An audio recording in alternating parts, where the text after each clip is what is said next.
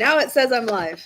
Finally, I I I tried the hotspot on my phone, and then I just came back. Okay, excellent. And it's still my same chat because it's kind of like the page went down for a minute. Uh, all right. So let me say welcome to anyone that joins this. There's nobody in the live chat right now, so you would be watching this on replay. So I want to say welcome. And my name is Miriam, and I live in Cambodia. I'm from California. And I'm at my friend's house who has a little cafe. So I have my coffee. Oh, it's okay. It's okay. It can be background noise because the microphone's here. People in the cafe are chatting, and they're like, "Oh, be quiet, be quiet." I'm like, "No, no, no, no, no, no, no need." And anyway, there's, I've been watching a lot of true crime community uh, lives. I prefer the lives because you can be interactive and make comments. Because if you're watching a video after the live, then you'd have to like just write a comment. When you're thinking, you're thinking of something for the conversation, right? But you can't join in, and that's frustrating. So to watch a live, um, when it's not live, to watch a live on replay can be very frustrating. However, I just watched my friend Pam's uh, replay, and that was okay. In fact, there's my friend Pam. She just popped up.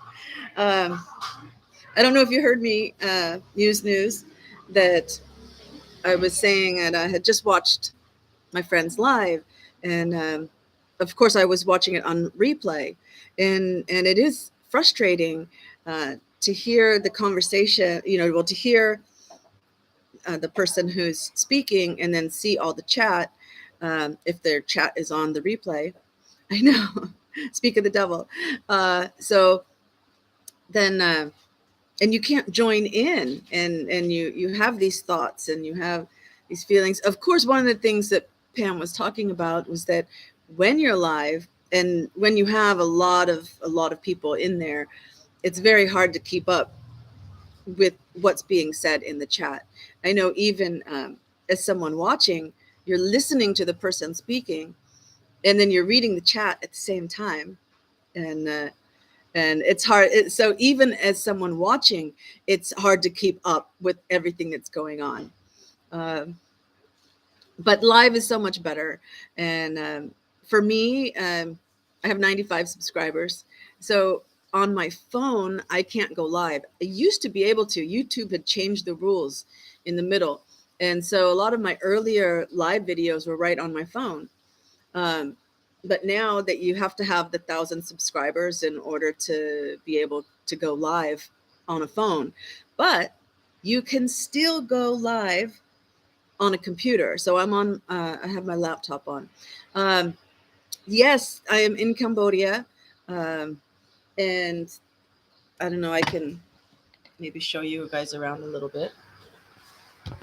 You don't mind being on it briefly, right? Okay. One of the customers. Hello. And friends? This is my friend's daughter, who's also my friend. Hello. Right. And the friend of friend of friend. Oh yeah, and we have dog in the house. Gotta include the furry babies. Bye bye, Gunther. Did not know about the other live. Yeah, I'm not sure which. Talk about me having lives, or just that the rules for the lives. Yeah. Bye bye. That's because you have over 1,000 subscribers, so it doesn't matter. You can use your phone. But that's okay. I don't mind because I don't do it just to have a certain number of subscribers. Okay, bye bye. See you. I do it because I just want to give something to the world, and yeah, yeah. Uh, so yeah, I'm using my computer, my laptop for the live. Um, anyway, I'd like to say that so sorry about the Thanksgiving um, for that some people have maybe not had the best Thanksgiving. And anytime you're on the internet, even me with just a small number, you can always there's people that will not like you, you know. Yeah, oh, there's a lot of good ones. And if you read the description of my channel, I say take a break from everything else, you know. um, there are so many topics that I have opinions about that I could be controversial or informative in that way, whatever. But I thought, that's not what I want to use the channel for. Um, I want to um, give people a place that, like, when they need a break from the true crime or from whatever else it is um, that they're watching. Yeah, I keep my videos short. They're 3-4 minutes. Just it's okay. It's just take look at the monkeys, or look at the bats, or see what the road improvements are, or see some of the street food. You know, um, it only takes a couple of minutes. I mean, rarely. I've got some that are 10 minutes or something, but most of them are only around 3 minutes. You know. Earlier, like when I got the name the Maven, um, so I was work. Ooh, sounds like something broke. I think they it didn't break. They're just in the house. They're just dropping things. Um, anyway, how I got the name the Maven is I was working at a radio station, and my um, my name was Lady Miriam, and then after about 3 years, there was uh, a new manager, and he was from England. He was like, "You can't say Lady Miriam because you're not an official lady. That's a real title, and so you can't use that." And and I had quite a following on of the listeners that knew me as Lady Miriam. It's like, this is ridiculous. We're in Cambodia. Nobody cares if it's a real title or not. Anyway, so then that's when I came up. That's when I changed my name to the Maven. And when I did that, then I started. Well, this was in 2017, and that's why I put 2017 in there. And yeah, so and so my very very first videos on this channel were I was making a show because I was hoping that I could actually transfer the fans that were listening on the radio over to the YouTube channel, and then I could get sponsors for a show and have that be my job. Right, was what I was hoping to do, but I didn't really get the followers transferred over, and really, marketing. While a lot of it's networking, um, and who because then if you know someone that's a CEO of a company and you say, hey, can you sponsor this event? And they go, yeah, sure. I'll tell my marketing director to get on it. It's a lot easier than from the bottom up going and cold calling a marketing director and say, well, we've got this event or this project. Could you help sponsor it? And then it's got to go through all the approvals and everything. You see, it really, that's a skill set. That's a skill set for people. Oh, thank you that you love seeing me live. I know you hear me in the chat and you hear my little comments and stuff, but now you can see the real me. Um, anyway, so that's when I started the Maven with the show, and I called the show Deconstructed because what the show is about was taking the news. So it was like a weekly show, and you take the news stories of the week, some local and some international, talk about them and choose one that you really break down and get into to help teach critical thinking. Because so many people, they just look at a headline and then they have an immediate reaction and they start sharing it and having they're angry or they're excited or whatever, and if you would have clicked on that story instead of just looking at the headline, then you would have seen that sometimes the story itself doesn't reflect that headline, and that headline was just for clickbait.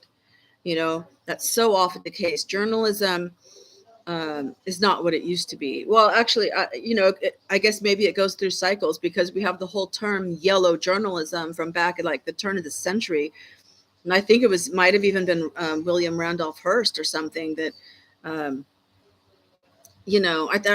might have been before him. But it was so slanted and biased that they started calling it yellow journalism for biased journalism. And so there was a real effort to be fair and accurate. This is when I went to college and was getting my degree. That's what we were taught. The pen is mightier than the sword, and you have to be fair and accurate. And that's like out the window now. I mean, it's all about clicks.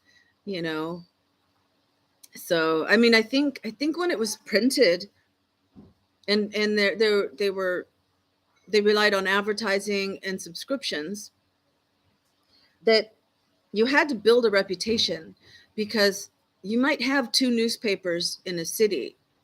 If you only have one, then that's the one people are going to have to see, right? But if you have 2 and they're competing, you have to build that reputation so that people trust what you're saying, and then they'll buy your newspaper instead of the other one.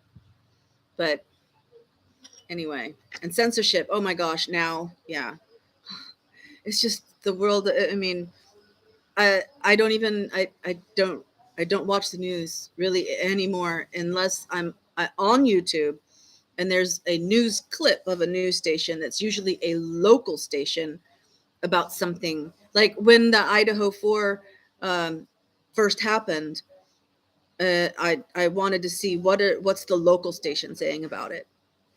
And so I would look at the local station, but it's through YouTube, and it's only a clip. I'm not like every 5 o'clock, every day at 5 o'clock watching the 5 o'clock news. Excuse me. I'm gonna have a sip of my coffee. Anyway, so I'll give you an example. One of my favorite examples. I'm not sure which deconstructed show that it is, because those are all still up there but I mean, the news is old. So, but so for example, there was in the news years back, right? This would have been probably 2017. In France, I think, there was a story about women wearing hijabs, the black coverings. And I remember there was one story that was about they decided to ban the women wearing bikinis. Excuse me, because tourists were taking pictures of the women in their bikinis, and then their husbands were angry that their pictures were being taken. So like, instead of saying closing off an area of the beach, say, okay, this is, for women in bikinis and no photos are allowed here, they banned women wearing bikinis. But there was another one where I don't think that was the story that I broke down. I think it was the story that there was a court case about like your ID photo on your driver's license and stuff, and receiving public services. And like, so if you have the hijab and it's on the one with only the eyes, there's burqas and there's hijabs. One is the open face, one is just the eyes. I think it might be the burqa that is just the eyes that we're talking about. I think the hijab might be the one where you see the whole face. Anyway, there was a news story, right? And instead of just say, oh, there's this news story that's happening, I chose that story for my deconstruction. And because that's why the show was called Deconstructed. You take one story and deconstruct it so that you teach people how they should look at the news, right? So we took this story and I explained the difference between that. I said, okay, around the world you have this happening, and you have this happening, and you have this happening, and so this is, it all kind of comes together. And also shared, like, that the reason, the Muslim faith says the reason that they want women to wear this is because they want to protect their women from men that might see them as beautiful and make sexual advances or something, right? And without bringing the facts, without making judgments about it, right? You guys can go look up that show and see it. But anyway, I hope you're feeling better, Pam. And talking about the encouragement side and in the title of this, I really want to encourage you. I watched, I think your video was an hour and a half, and I think I watched about half of it before starting this live.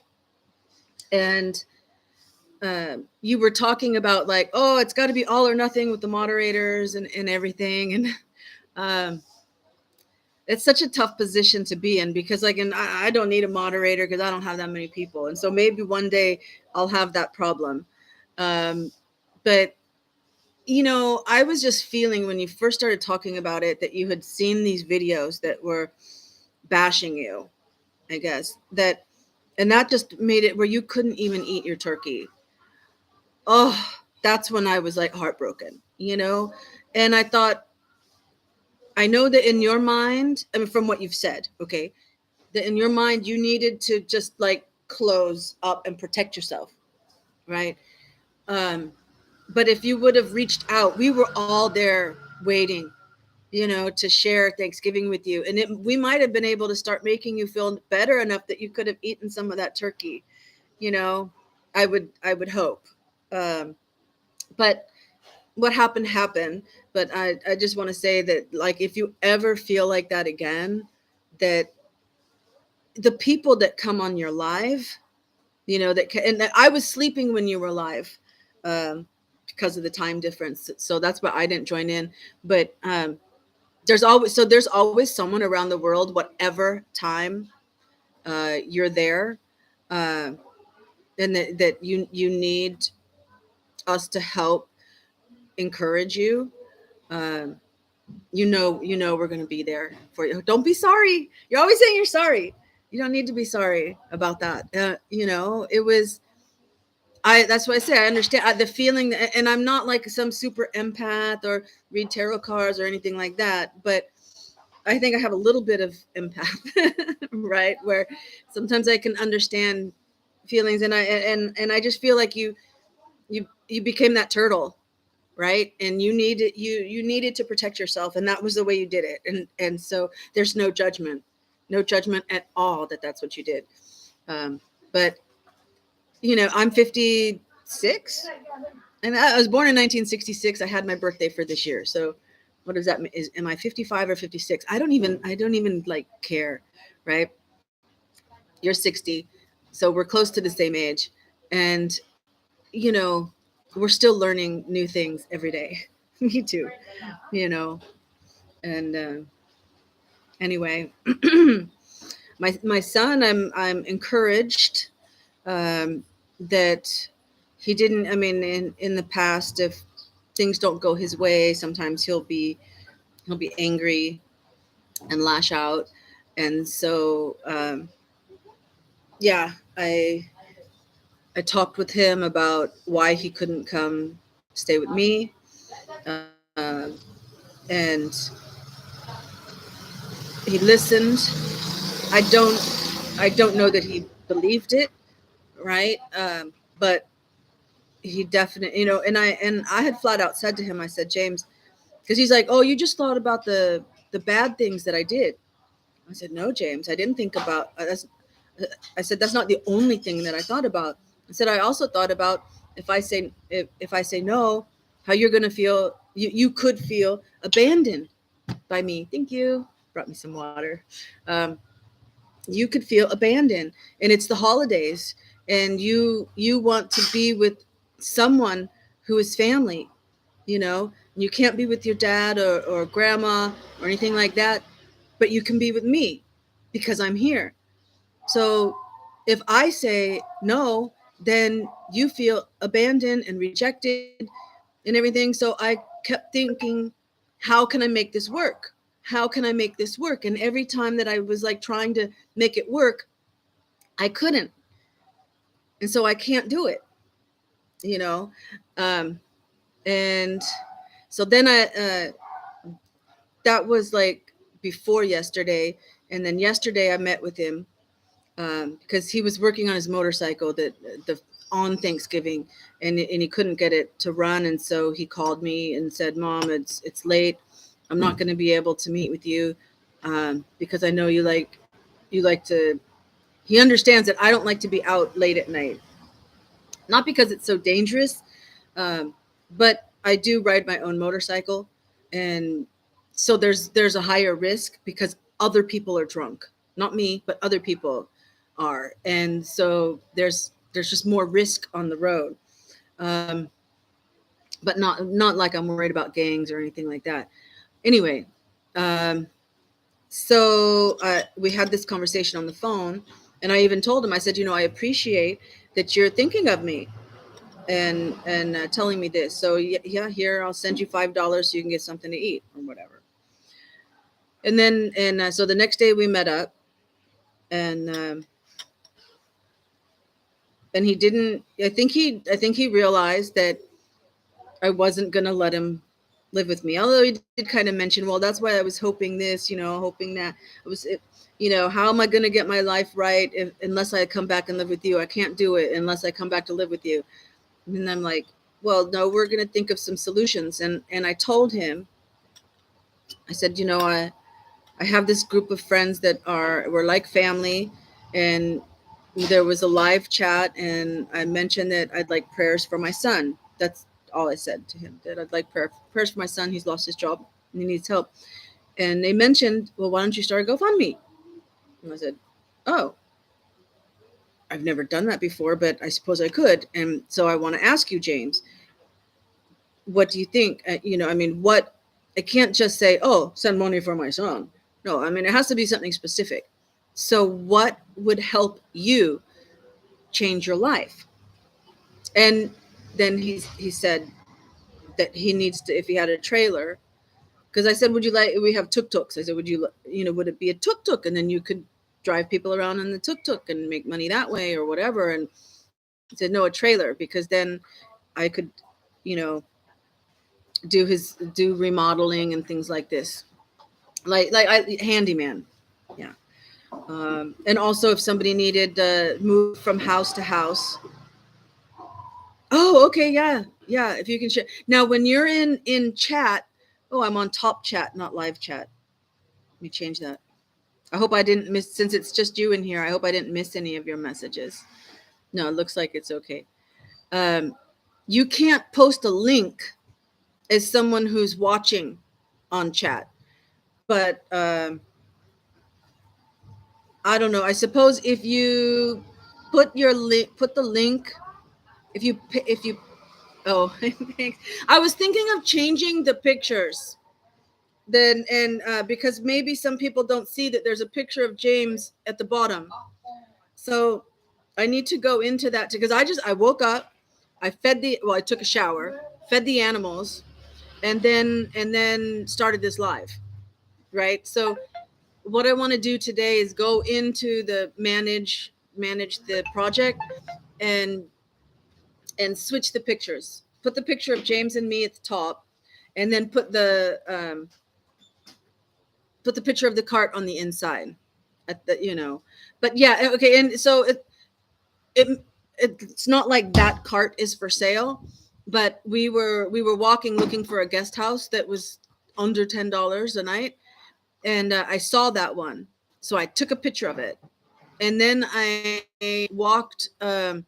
We were walking around this area, and I saw another cart that was similar, not exactly the same, but similar, and the guy was standing with it, so I asked him.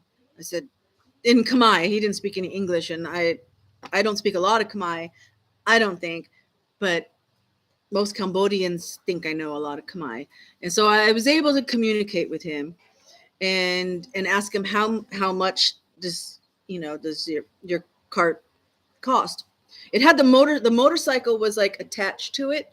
So you had like a half a motorcycle in the front and then you had the cart. And sometimes it's a cart that you like the behind the motorcycle seat there's like like a trailer hitch, right? And so then you hitch the trailer onto the motorcycle. So this is the kind that it wasn't just a cart. It had the motorcycle like built into it with half a motorcycle in the front. And he said it was $2,300 for his cart. So I knew it was because I was thinking it might have been more like $1,000. Of course, just a trailer would probably be around $800, $1,000, something like that. So anyway, that's why I said it at like I think 750. I think is what I made it, something like that. So that because GoFundMe is going to take a little bit of it as well, and he needs to get some tools and things as well. So that hopefully that's enough. And then maybe there'll be enough that he could get rent on an apartment for 3 months or something, pay for 3 months on an apartment. And Kiva. Okay. I will look up Kiva. Excellent. Definitely. Anyway, so that's that. And so Tuxedo and Remy enjoyed their turkey. It's a nonprofit organization for microloans. I have donated before. Okay.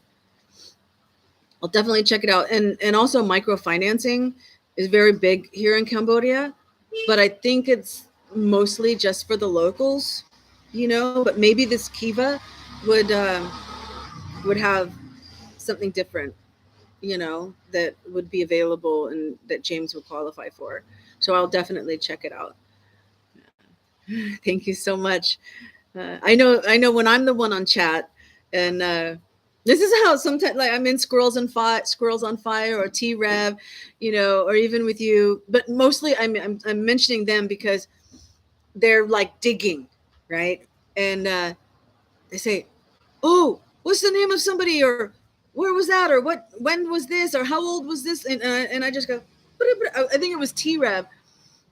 We didn't have so in the Trinity case, we knew it was the 1800 block because that's what the news said, and we knew the aunt's name was Ashley Backus, or no, it's Trinity Backus, whatever Ashley's name was, Bajorland or something, right? And so he's like, where's her address or whatever. So I put her name in, and I put Kentucky Ravine Drive, and up pops the address, because it's public record, right? I'm not revealing. If it's public record that I can find like that with a Google search, I'm not outing anyone, right? I mean, or doxing, right? They say doxing because it's out there. Anyone can find. I'm just finding it faster or whatever. So I put in blah, blah, 18375 or whatever it was, and I pop that in, and then T-Revs, wow, the Maven, thank you so much, blah, blah, blah, blah, blah. I'm like, it's just an internet search, just a Google search, So I can appreciate how you're able to, open up a new tab and look something up. So thank you, Kiva. I'm definitely going to be looking that up after the live. I have a couple of followers. One is Andy Garcia, and the other one, please forgive me, I don't remember the name off the top of my head because it's been a while since I've seen comments. But I remember it's like someone's leaving a lot of comments on my videos. I'm gonna go to their profile and see like, okay, well, who is this person, right? And they had videos being on a motorcycle where they were standing up on the seat and riding the motorcycles with their arms out, you know, just and going around and being able to ride it without using their hands.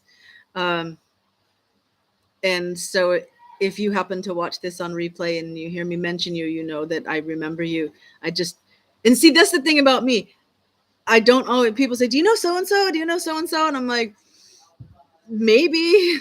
I mean, I was a bartender for a while, and someone would walk in the door and I'd have their drink sitting on the bar waiting for them because I would associate the person with their drink. I wouldn't forget their drink, but their name, forget it. You know? Yeah, yikes. I think you're talking about the motorcycle. It's like now that I ride one, because and when I say motorcycle, uh, it's really what we would call a scooter. It's automatic. It doesn't even have any foot pegs. Well, there's some that come out for someone sitting on the back. Then you can put them out. But for me, it's just flat in front of my seat. Yeah, and it's automatic. So it's like it's a scooter. But when I first started, when I borrowed a friend of mine. I had a car that I was renting, and but when I was working at the radio station, it wasn't enough to pay for the car rental, so I had to give the car back. So I didn't have any transportation. I was walking to work, and I don't know, maybe a mile or two, about 15-20 minutes of walking to the radio station, and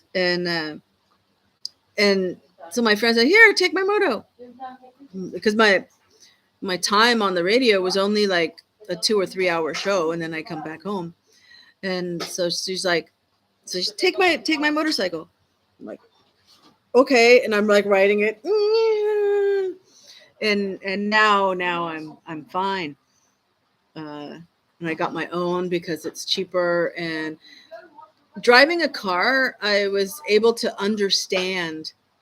um, understand how the traffic flows, because if you ever come to Cambodia, that's one of the first things. Um, is one of the first things that you see is the traffic, and it's like, oh my god, how does anybody drive in this? The moped, kind of like, yeah, that's back in the day. Right? We're showing our age. Yeah, we called them mopeds. um, but now they're more called scooters, like, okay, Vespa, Italian movies, or movies set in Italy, and the tourist and is going around on some cute guy on has his Vespa and picks up the girl, whatever. Vespa. It's like those. In fact, is it expensive there? No, come, please. You need to leave Florida. You can come to Cambodia. I came here 15 years ago, right? There's a video on my channel that explain that I sat down in a live like here, and there was nobody on it, but I just told the story, right?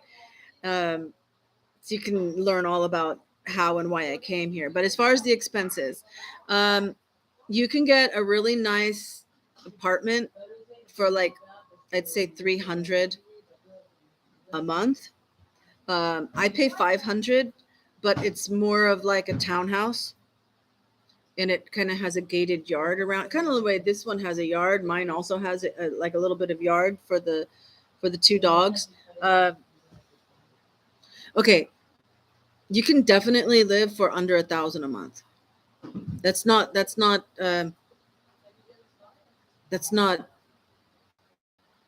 do a lot. How much is it? Oh, a plane ticket. Um, I think they're like 1,000, 1,200 right now. And the weird thing is, it's like a one-way ticket. It's not that much different than a round trip ticket. But you could like get a round trip ticket, and then that way, you feel like, well, if I don't like it or something, you always go back. But of course, if you were going to actually move here, then you'd have to think of the animals, and that's a bit expensive to you have to get them vaccinated and quarantined and all this kind of stuff, but there's agencies that do that. In fact, if you were ever really really interested, then I could uh, there's people here that would know specifically about Cambodia, not just traveling to Europe or something. Anyway, um, one of the reasons that I love it here. Okay, so I was fed up with the U.S. and the way things were. Like, I'd say shortly before the Y2K. Okay. I knew about generational Satanism and all this kind of stuff going on, but I was more proactive. I was like in my 20s in the 1980s, right? And I had kids I was raising. And so it was like I was writing my congressman and I was writing local, like the newspaper letters to the editor and stuff. I even had a story written about me as being like a political activist. This was before people were social justice warriors or anything like that, right? Because I had gotten a letter from President Clinton, because I had written about something. And anyway, so I was always proactive. But around by the time of Y2K, no problem.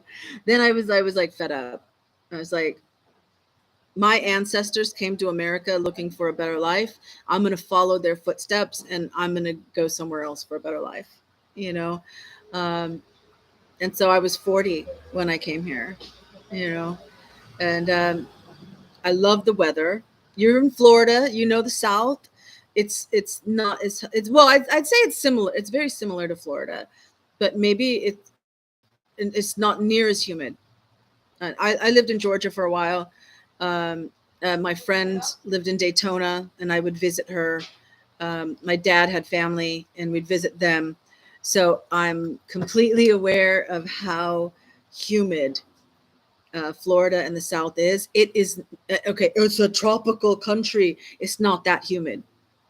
All right. There were days in Georgia that were 98 degrees and 98% humidity. That's Fahrenheit for anybody watching from someplace else. It's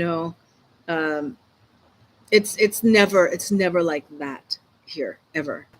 And so the climate, love the climate. I love the fact that there's no real natural disasters. Lightning. A lot of people die from being hit by lightning here. So that's really strange. But I think it's because there's sometimes, if you're ever in a thunderstorm, there's this like, I don't know, I think they call it ozone, right? There's this like charge in the air. And that's why the lightning has to cut through to mix it all back up again, right? So there's something about the way the air feels. And when you have a thunderstorm, that's a thunderstorm. You're going to have lightning and thunder because it's a thunderstorm. Well, you can like just have gray clouds in the sky that doesn't look like a storm, and wham, there's a lightning out of nowhere. So I think that's why people get hit by lightning. But anyway, that's preventable. It's not like earthquakes and things like that it's like, and fires, as you know. I think one time there was like a forest fire. So in 15 years, there was one time that there was a serious, like, maybe we need help from other countries to help get this fire out. But it wasn't in a way that, it started in a remote area that did not have like people's houses or anything. So you had time to get out of there. But that one time in 15 years. Okay. And that was probably natural. Yeah. The ions. Exactly. And the thunderstorms. And so then there's flooding. As far as natural disaster, there's flooding. But that again is you can see the water rising. It's not like a flash flood. So a lot of times, to be honest, what some people do, they know the Ministry of Weather, whatever, right? they issue a warning that there's going to be flooding, people will stay there so that they can get assistance. So they won't move. They'll wait to be rescued. Because so okay. Ah, all right. Well, plus it's been 40 minutes. That's long enough for me. I don't know who's going to want to watch a replay and not be in it for 40 minutes. And my friend is here now, so I think I'll join her. But it's been so nice to have you live and have interaction on the other side, be on the other side.